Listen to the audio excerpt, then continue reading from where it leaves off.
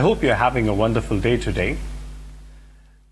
And today's session is all about customer service and how well we can conduct customer service in our business. In order to understand customer service better, I think it is important to understand who our customer is and why is our customer the most important person in our business.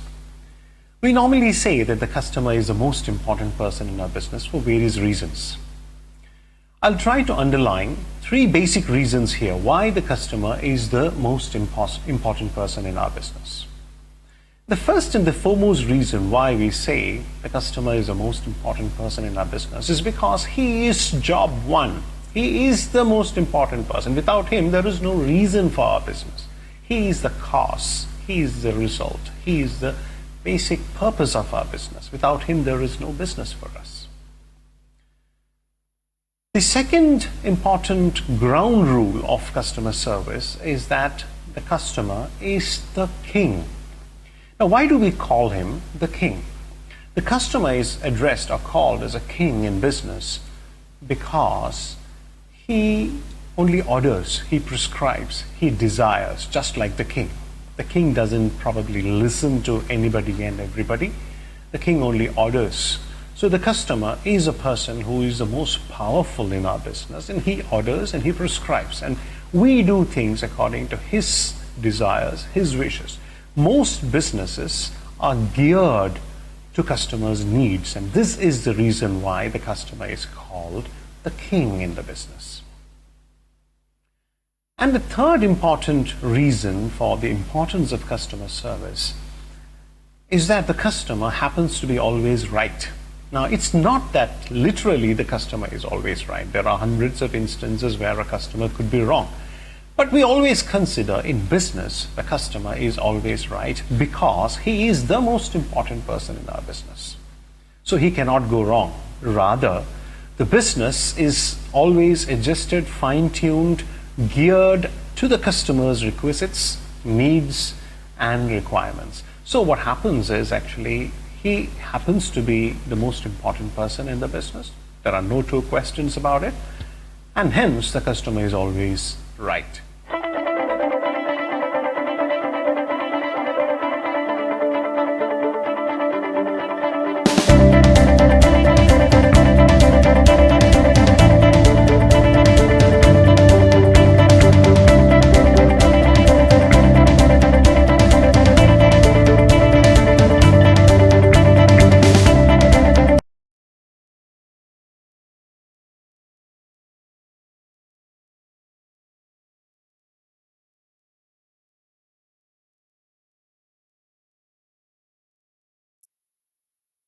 Now, let's look at what your customers think. I think it's extremely important for you to understand things from the customer's perspective, from the customer's point of view. Look at things from the customer's eyes or through the customer's lens in order to gather or gain a better understanding of what customer service is all about. Now, let's look at what your customers think about yourself. Now, your customer would say, I am your customer. You better satisfy my wants. You add personal attention to me, or you give me as much as personal attention as possible.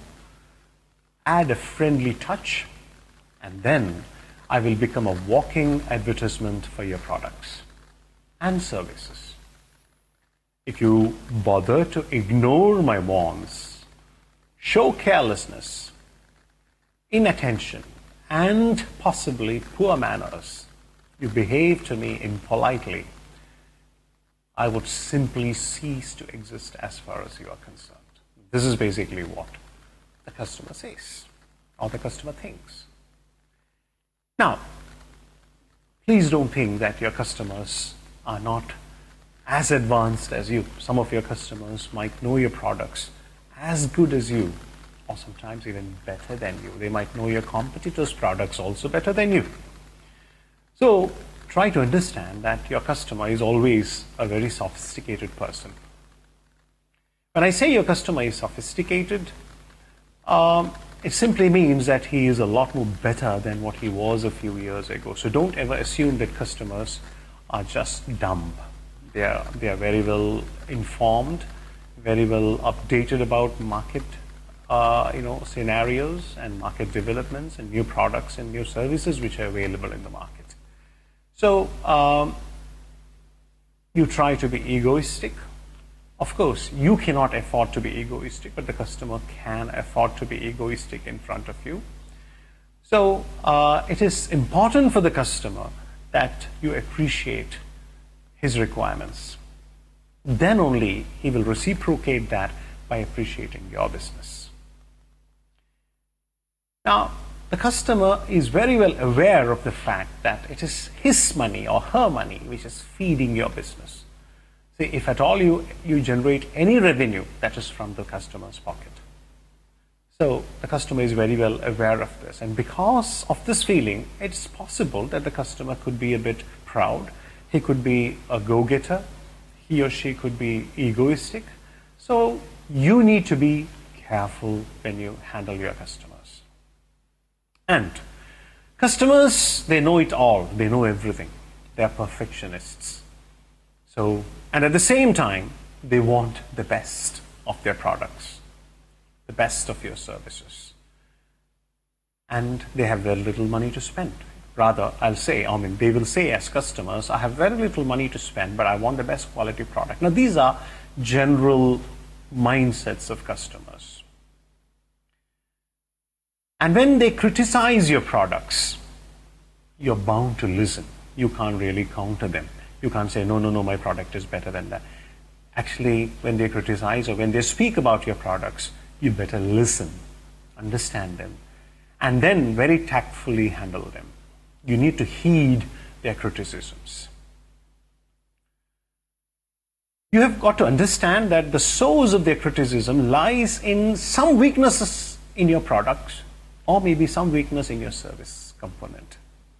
So you have failed at some point, and that's the reason why they pick it up and they criticize on you. You have to find out that source, which is actually, or that particular element which you're lacking in. Otherwise, you will never be able to address the customer's requirements in a more satisfying manner. Now, on the other side, the customer feels, or the customer always projects himself or herself as a very fickle person, or a fickle personality. Rather, the customer gives you a feeling the customer is fickle. You know why? Other organizations, your competitors, continuously beckon him, continuously call him, offering him with a lot of privileges, a lot of additional options.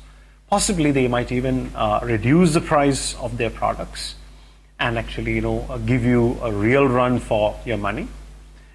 The customer is made to feel that, the competitors' products tend to be better than yours.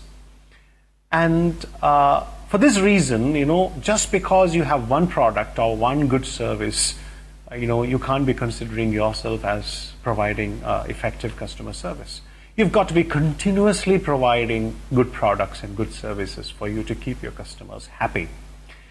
To make the customer feel that they have made a wise choice in selecting you as their service provider, or maybe in choosing your products to satisfy their needs.